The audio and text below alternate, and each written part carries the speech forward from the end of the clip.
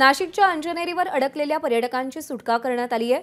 वनविभागाच्या अधिकाऱ्यांनी अडकलेल्या पर्यटकांची सुखरूप सुटका केली आहे। जीव धोक्यात घालून पर्यटन करू नका असं आवाहन प्रशासनानं सातत्यानं केलंय। सरकारी यंत्रणांच्या सूचनांकडे दुर्लक्ष करत अतिउत्साह दाखवणाऱ्या पर्यटकांना याचा मोठा फटकाही बसलाय।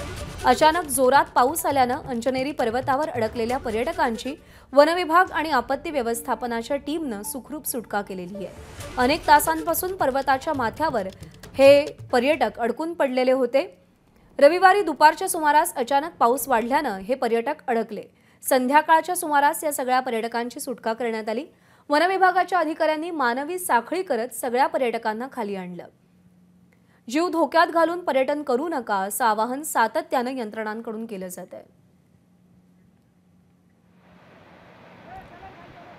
तर मॉन्सून ट्रेकिंगच्या नावाखाली अनेक पर्यटक गिर्यारोहक हे वेगवेगळ्या ठिकाणी जात असतात, पण निसर्गाचा अंदाज न आल्यानं अशा पद्धतीनं ते अडकून पडतात।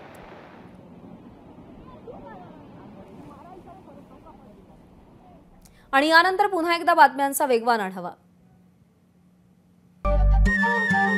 नमस्कार। मन शुद्ध तुझं ही वेगळ्याच प्रकारची मालिका तुम्हा सगळ्यांना खूप आवडली होती। याचा दुसरा सीझन कधी येणार अशी विचारणा झाली। प्रतीक्षा संपली आहे मित्रांनो। येतोय मन शुद्ध तुझंचा दुसरा सीझन। होई मन शुद्ध